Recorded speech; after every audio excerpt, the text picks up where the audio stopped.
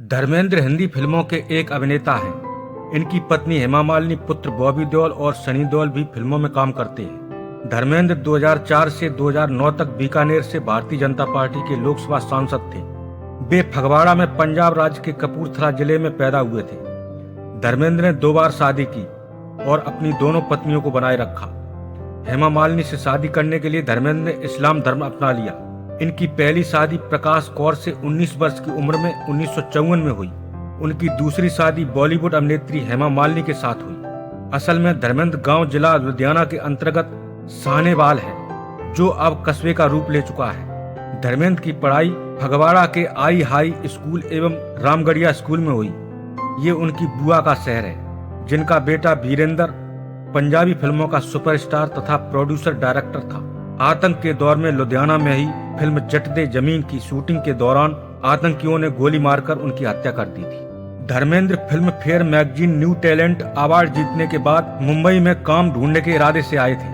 1960 में अर्जुन हिंगोरानी की आई फिल्म दिल भी तेरा हम भी तेरे से उन्होंने बॉलीवुड में डेब्यू किया। इसके बाद 1961 में आई फिल्म बॉयफ्रेंड में वे सलाहकार की भूमिका में नजर आए और फिर 1960 से 1967 के बीच उन्होंने कई रोमांटिक फिल्में दी।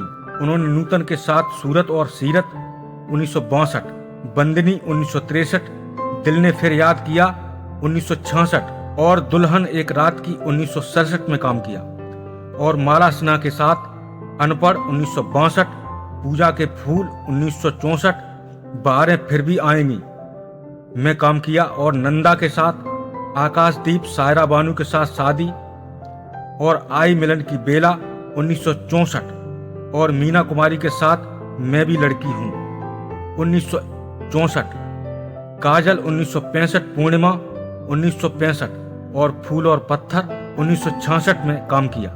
फूल और पत्थर 1966 में उनका एकल किरदार था, जो उनकी पहली एक्शन फिल्म थी और इसी फिल्म से लोग उन्हें एक्शन हीरो के नाम से पहचानने लगे थे। और इसके बाद उन्होंने 1971 में आई एक्शन फिल्म मेरा गांव मेरा देश की। फूल और पत्थर 1966 की हाईएस्ट ग्रेसिंग फिल्म साबित हुई और धर्मेंद्र को इसके लिए बेस्ट एक्टर का फिल्म फेयर में पहला नॉमिनेशन भी मिला था। फिल्म अनुपमा में उनके किरदार और अभिनय की लोगों ने काफी तारीफ की। उन्होंने 1965 से रोमांटिक और एक्शन दोनों तरह की फिल्में की और इसी वजह से लोग उन्हें बहुमुखी अभिनेता कहते थे। इस समय में उन्होंने कई कॉमेडी फिल्में की, जिनमें तुम हंसी मैं जवान, 2-4, चुपके चुपके, दिल लगी, नौकर बेबी का शामिल है। उनकी सबसे सफलतम सह कलाकारा हेमा मालिनी थी, जो बाद में उनकी पत्नी भी बनी। इन दोनों ने कई फिल्मों में एक साथ काम किया, जिनमें राजा जानी, सीता और गीता, शराफत, नया जमाना, पत्थर और पायल, तुम हंसी मैं जवां, जुगनू, दोस्त, चरस, माँ, चाचा भतीजा, आजाद और शोले शामिल हैं। इंडिया टाइम्स ने शोले फिल्म को top 25 must see Bollywood film of all time भी बताया। 2005 में 50वें एनुअल फिल्म फेयर अवार्ड के जज ने शोले फिल्म को film fair best film of 50 year का अवार्ड भी दिया। 1974 से 1984 के दरमियान आई ज्यादातर एक्शन फिल्में धर्मेंद्र ने ही की थी, जिनमें धर्मवीर, चरस, आजाद, कातिलों के कातिल, गजब, राजपूत, भागवत, जानी दोस्त, धर्म और कानून, मैं इंतकाम लूंगा, जीने नहीं दूंगा, हुकूमत और राज तिलक शामिल है। राजेश खन्ना के साथ उन्होंने 1986 में बी फिल्म मोहब्बत की कसम की थी। उन्होंने बहुत से डायरेक्टरों के साथ काम किया, जिनके साथ उन्होंने अलग अलग तरह की फिल्में की हैं। उनका सबसे लंबा सहयोग डायरेक्टर अर्जुन हिंगोरानी के साथ 1960 से 1991 तक रहा। बतौर अभिनेता दिल भी तेरा हम भी तेरे धर्म की पहली फिल्म थी। इसके बाद अर्जुन और धर्मेंद्र ने कब, क्यों और कहां, कहानी किस्मत की, खेल खिलाड़ी, कातिलों का कातिल और कौन करे कुर्बानी में साथ साथ काम किया। इसके बाद उन्होंने डायरेक्टर प्रमोद चक्रवर्ती के साथ नया जमाना, ड्रीम गर्ल, आजाद और जुगनू में साथ साथ काम किया। इसके बाद धर्मेंद्र ने फिल्म यकीन 1969 में दोहरी हीरो और विलेन भूमिका निभाई। इसके बाद समाधि 1972 में पिता और पुत्र, गजब 1982 में जुड़वा भाई और जियो सांसे में ट्रिपल रोल में नजर आए थे। धर्मेंद्र ने राज कपूर परिवार में पृथ्वीराज और करीना कपूर को छोड़कर सभी के साथ काम किया। इसके साथ ही उन्होंने अपनी स्थानिक भाषा पंजाबी में भी कंकन दे ओले मेहमान की भूमिका 1970, दो शेर 1974, दुख भजन तेरा नाम 1974, तेरी मेरी एक जिंदड़ी 1975, पुत जट्टां दे 1982 और कुर्बानी जट्टां दी 1990 जैसी फिल्में की। 1980 और 1990 के बीच और बतौर सहकलाकार कई फिल्में की। 1997 में उन्हें film fair life time achievement award मिला। दिलीप कुमार और उनकी पत्नी सायरा बानू के हाथों से अवार्ड लेते हुए धर्मेंद्र भावुक हो गए थे और उन्होंने कहा कि बहुत सी सफल और सुपरहिट फिल्में करने के बावजूद कभी उन्हें बेस्ट एक्टर का फिल्म फेयर अवार्ड नहीं मिला और अब तक वे 100 से भी ज्यादा फिल्में कर चुके हैं। इस मौके पर दिलीप कुमार ने कहा कि जब कभी मैं भगवान से मिलूंगा तब मैं उनसे एक ही शिकायत करूंगा कि उन्होंने मुझे धर्मेंद्र जितना खूबसूरत क्यों नहीं बनाया। इसके बाद उन्होंने प्रोडक्शन में भी हाथ आजमाया। उन्होंने अपने दोनों बेटों को फिल्मों में लॉन्च किया।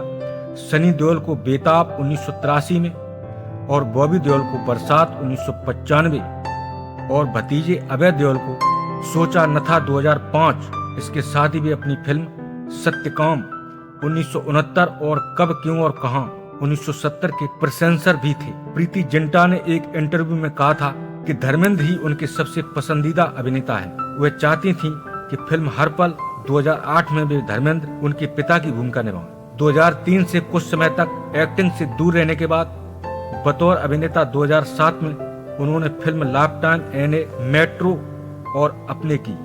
उनकी ये दोनों ही फिल्में दर्शकों और आर्थिक रूप से सुपरहिट रहीं। इसके बाद उनकी दूसरी फिल्म जोहनी गद्दार थी, जिसमें उन्होंने एक विलन का किरदार निभाया था। 2011 में उन्होंने अपने बेटों के साथ फिल्म यमला पगला दीवाना में काम किया, जो 14 जनवरी 2011 को रिलीज हुई। इसके बाद उन्होंने इसका ही दूसरा भाग यमला पगला दीवाना 2 भी की, जो 2013 में रिलीज हुई। अपनी बेटी ईशा और पत्नी हेमा के साथ धर्मेंद्र 2011 में आई फिल्म टेल मी ओ खुदा में नजर आए थे। 2014 में उन्होंने पंजाबी फिल्म डबल दी डबल में रोल किया।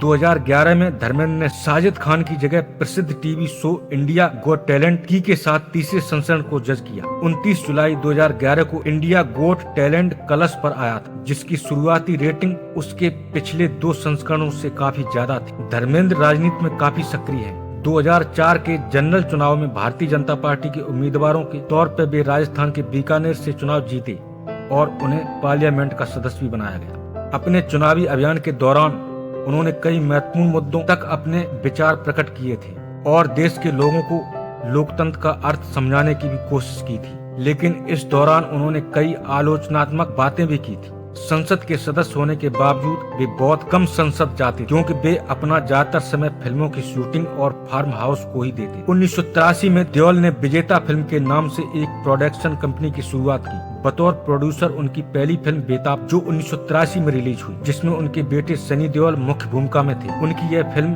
ब्लॉकबस्टर साबित हुई। 1990 में उन्होंने एक्शन फिल्म घायल प्रोड्यूस की, जिसमें उन्हीं के बेटे सनी देओल ने काम किया। इस फिल्म के 7 फिल्म फेयर अवार्ड जीते, जिनमें बेस्ट मूवी अवार्ड भी शामिल है और मनोरंजन की श्रेणी में एक फिल्म ने नेशनल अवार्ड भी जीता है। तो दोस्तों, ये कहानी थी अपने जमाने के सुपरस्टार धर्मेंद्र साहब की। आशा करते हैं दोस्तों आपको ये कहानी अवश्य पसंद आई होगी। अगर पसंद आई है तो वीडियो को लाइक कीजिए, शेयर कीजिए और चैनल को सब्सक्राइब कर लीजिए, क्योंकि ऐसी ही ढेर सारी जानकारियां हम अपने चैनल पर आपके लिए लाते रहते हैं और दोस्तों लाते रहेंगे। महान एक्टर धर्मेंद्र के स्वस्थ जीवन के लिए हम सदैव भगवान से कामना करते हैं और दोस्तों आशा करते हैं कि वैसे ही स्वस्थ बने रहें। तो दोस्तों, इन्हीं शब्दों के साथ हम अपनी बात यहीं पर समाप्त करते हैं। धन्यवाद दोस्तों। जय हिंद, जय भारत।